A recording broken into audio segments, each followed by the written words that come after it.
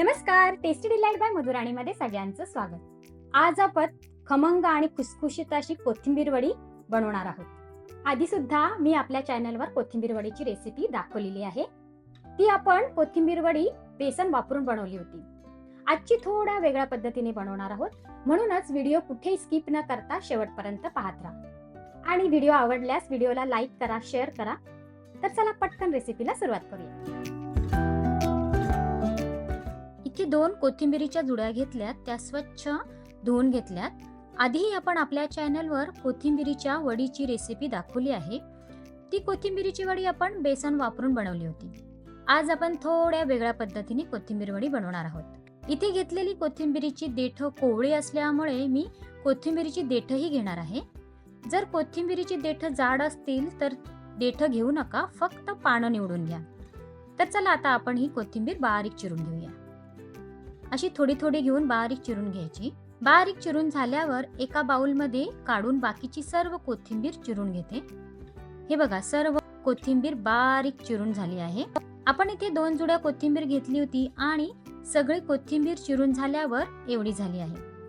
कोथिंबीर वडीसाठी आपल्याला बाकीचं साहित्य सुद्धा लागणार आहे, म्हणून बाकीचं साहित्य किती घ्यावं आणि कोथिंबीर किती घ्यावी यात गडबड होऊ नये म्हणून आपण ही चिरलेली कोथिंबीर कपाने मोजून घेणार आहोत. हा 1 कप, दुसरा कप, तिसरा कप, म्हणजेच 2 जुड्या कोथिंबीरीमध्ये 3 कप कोथिंबीर मोजून घेतली आहे. तुम्ही ही कोथिंबीर तुमच्याकडे जे मेजरमेंट कप असेल किंवा वाटीने सुद्धा मोजून घेऊ शकता. कोथिंबीर मोजून झाली आहे. आता यासाठी लागणारा एक ठेचा बनवून घेऊया. इथे मी एका मिक्सरच्या भांड्यात 8 ते 10 लसणाच्या पाकळ्या घेतल्यात. त्यानंतर 5 हिरव्या मिरच्या घेतल्यात, त्या वाटून घेऊया. हे बघा, असं भरडसर वाटून घ्यायचं.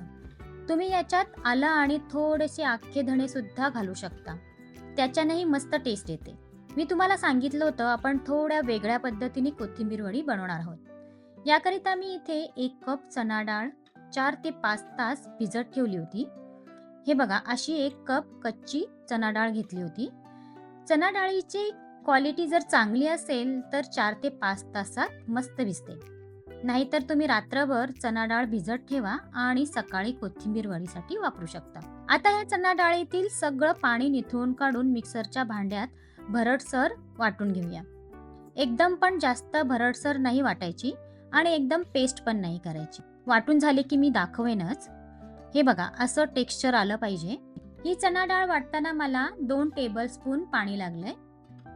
मी मोठं मिक्सरचं भांडं वापरलं आहे म्हणून मी सगळी डाळ एकदाच वाटून घेतली आहे. तुम्ही थोडी थोडी डाळ घेऊन मिक्सरला वाटून घेतली तरी चालेल. सर्व वाटलेली डाळ एका बाउलमध्ये काढून घेऊन त्याच्यात बाकीचे साहित्य टाकून घेऊया. इथे मी अर्धा चमचा हळद घेतली आहे.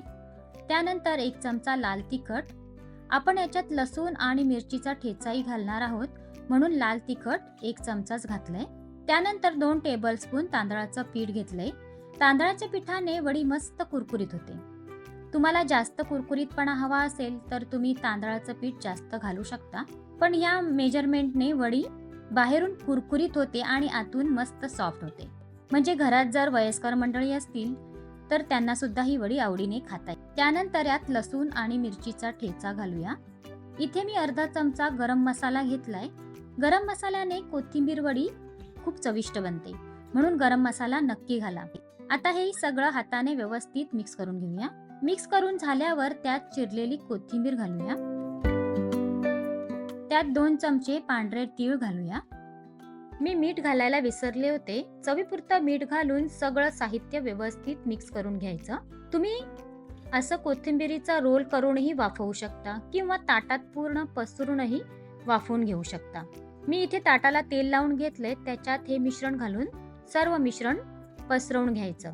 सर्व मिश्रण पसरवून झालंय. त्याच्यावर थोडेसे पांढरे तीळ पेरून घेऊया. तिळाने वडी दिसायलाही छान दिसते आणि खायलाही खूप मस्त लागते. आता हे मिश्रण बरोबर 15 ते 20 मिनिटं वाफवून घेऊया. मी ऑलरेडी पाणी उकळायला ठेवलं होतं. त्याच्यात हे ताट ठेवून हे मिश्रण 15 ते 20 मिनिटं वाफवून घेऊया.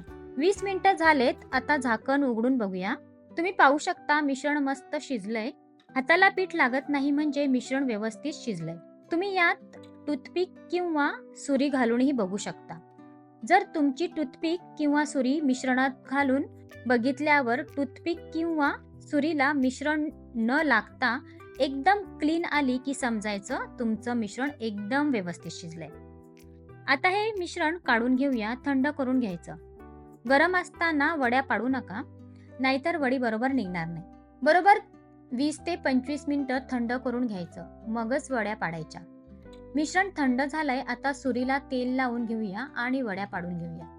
तुम्ही पाहू शकता मिश्रणाच्या कडा ऑलरेडी सुटल्यात, म्हणजेच कोथिंबिरीच्या वडीचे मिश्रण व्यवस्थित शिजलं गेलंय आणि थंडही झालंय. तुम्हाला हवे तसे लहान मोठे पीसेस करा. सर्व कोथिंबीर वड्या कट करून झाल्यात. तुम्ही पाहू शकता किती मस्त झाल्यात. तुम्हाला किती हव्या असतील तेवढ्या तुम्ही तळून घ्या आणि बाकीच्या फ्रीजमध्ये ठेवू शकता. एका पॅन मध्ये तेल गरम करून घेतलंय. तेल मध्यम आचेवर गरम करून घ्या, म्हणजेच वड्या तेलात घातल्यानंतर आतपर्यंत व्यवस्थित तळल्या गेल्या पाहिजेत आणि बाहेरून मस्त कुरकुरीत झाल्या पाहिजेत. आता वड्या तेलात सोडूया. एकदम सगळ्या वड्या तेलात सोडू नका, थोड्या थोड्याच तळून घ्या. एकाच वेळेस सर्व वड्या तेलात तळल्या तर तेलाचं टेम्परेचर कमी होऊन वड्या व्यवस्थित तळल्या जाणार नाहीत. आता एक बाजू 2 मिनिटं तळून झाल्यावर सर्व वड्या उलट्या करून मस्त खरपूस होईपर्यंत तळून घ्यायच्या. वड्या तळून झाल्यात, त्या काढून घेऊया.